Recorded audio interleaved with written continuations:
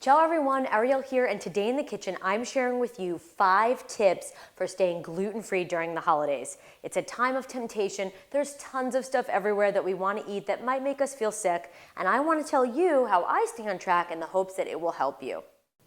Tip number 1. Focus on what you can eat at the dinner table and not what you can't. The turkey or the maple glazed ham or the rice and the mashed potatoes and the vegetable sides with the bacon, all of that is totally awesome for you. If you're really concerned about those things like prepackaged foods that do show up or gravies that may be thickened with gluten or flour, it's a good idea to get in touch with the host ahead of time and ask questions, explain your issue or your dietary concerns and your needs around that, and offer to help.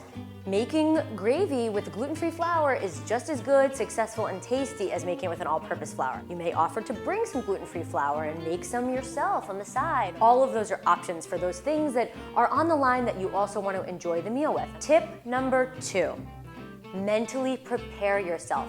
All of us have inner self-talk and rationalizations and storytellings that come up as soon as we set a goal or an intention or make a promise to ourselves. There's that little voice inside that immediately gets triggered that's like, oh, well, you can just have one bite and maybe on Monday and after this you're gonna do a detox, and I know it. We all know it well, okay? So that's one. And then there's the pressure from outside people like friends and family who may not be as sympathetic or understanding of your gluten-free lifestyle and or dietary needs. So if you go in mentally prepared with some kind of mantra, for example, for yourself, like it's just a slice of pie, it's just a slice of pie, it's just a slice of pie. Does anybody have any personal experience with this? Maybe. Or you could go like really hippie out there and have like a deeper mantra like, I express the love of myself in everything that I eat and do. Okay, that's another thing, right? So if you love yourself, you're going to eat things that make you feel good. Your mantra might just help you gear up and get that mental power going for before you're in a really tempting situation. When it comes to friends and family, there are things that you could prepare in advance to say to them. So if they say, oh, why don't you just take one bite? I made the pie myself, it's homemade. It's really hard, right? Especially when you want to have the pie. So you can express that to them. Let them know. You say, oh, by the smell of that pie, I just know how delicious it is. I don't even need to take a bite. Or you could say, oh, I wish I could just take one bite. It just would make me so sick. And if your friends and family truly love you, no one wants you to be sick. Tip number 3, call upon your backup. Backup is so huge. Have an agreement with a friend that if you feel like you're really on the verge of breaking down, you can call that person and express to them what you're feeling, and there'll be a compassionate ear that will listen to you and reflect to you what they hear you saying and help you stay strong. Call upon that backup. That's what friends are for. In gluten times, in gluten-free times, they'll be there to answer all your calls. Just kidding.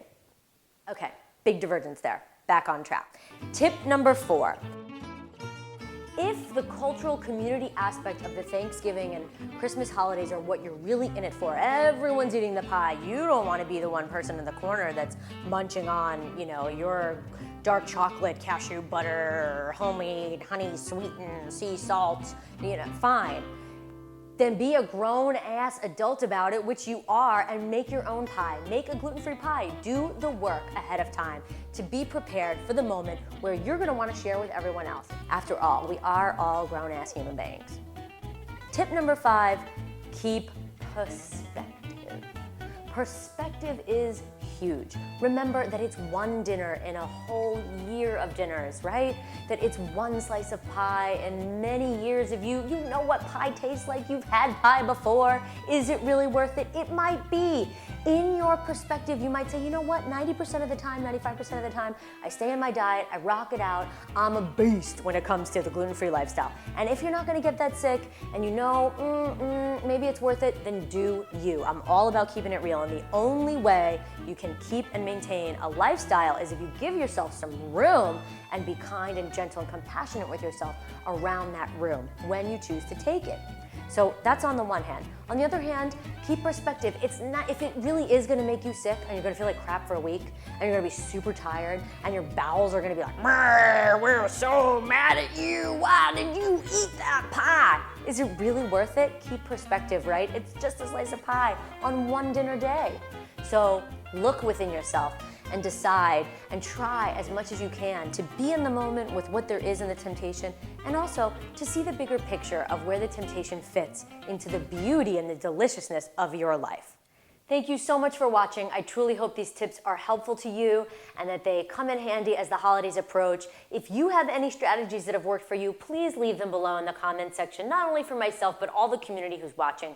We could all benefit from supporting each other and helping each other get through these next 3 months as healthy as possibly can be. And of course, week after week, I come correct with video recipes that are all gluten-free. So for inspiration, tips, tricks, ideas, stories, and more, sign up for my newsletter to have them delivered directly to your inbox, or subscribe to my channel to keep watching. I'll see you next time. Ciao.